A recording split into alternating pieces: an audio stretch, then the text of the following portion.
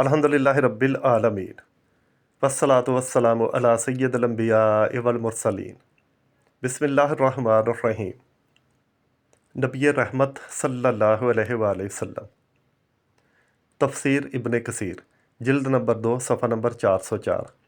اس کے علاوہ ابن حبان میں بھی یہ واقعہ آپ کو مل جائے گا۔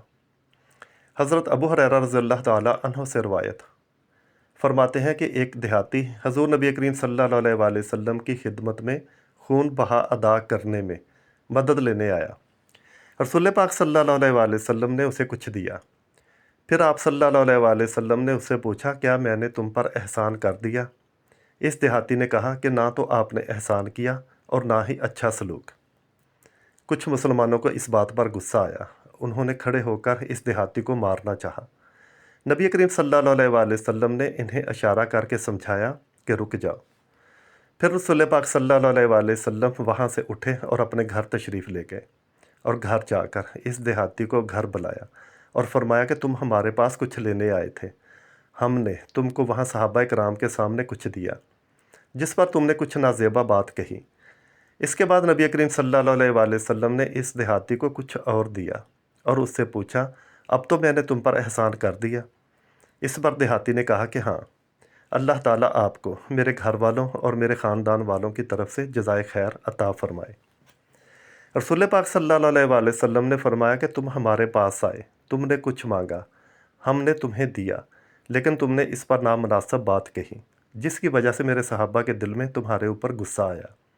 لہٰذا اب تم ان کے پاس جا کر وہ بات کہہ دو جو تم نے ابھی میرے سامنے کہی، تاکہ ان کا غصہ جاتا رہے۔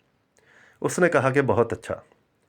جب دیہاتی صحابہ کرام کے پاس واپس پہنچا تو آپ صلی اللہ علیہ وآلہ وسلم نے صحابہ کرام سے فرمایا کہ تمہارا یہ ساتھی میرے پاس آیا تھا اور اس نے کچھ مانگا تھا جس پر ہم نے اسے کچھ دیا، لیکن اس پر اس نے نامناسب بات کہی تھی۔ اب ہم نے اسے گھر بلا کر کچھ اور دیا ہے، جس پر اس نے کہا کہ اب وہ راضی ہے۔ کیوں اے دیہاتی، ایسے ہی بات ہے نا؟ اس دیہاتی نے کہا کہ جی ہاں، اللہ تعالیٰ آپ کو میرے گھر والوں اور میرے خاندان والوں کی طرف سے جزائے خیر عطا فرمائے۔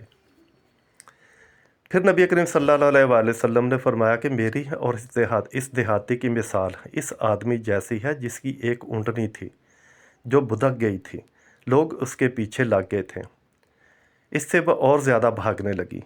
اونٹنی والے نے لوگوں سے کہا کہ تم لوگ اس کا پیچھا چھوڑ دو، میں اسے خود ہی پکڑ لوں گا، میں اس کے مزاج اور عادت کو خوب جانتا ہوں، میں نرمی کر کے اسے پکڑ لوں گا۔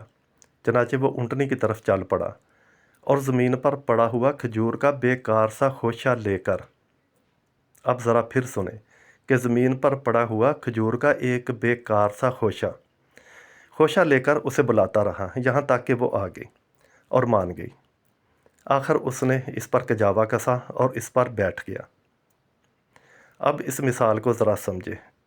پھر نبی کریم صلی اللہ علیہ وآلہ وسلم نے صحابہ کرام سے فرمایا کہ اس دیہاتی نے جو پہلے بات کہی، اس پر اگر میں تمہاری بات مان لیتا اور اسے سزا دیتا تو یہ دوزخ میں داخل ہو جاتا۔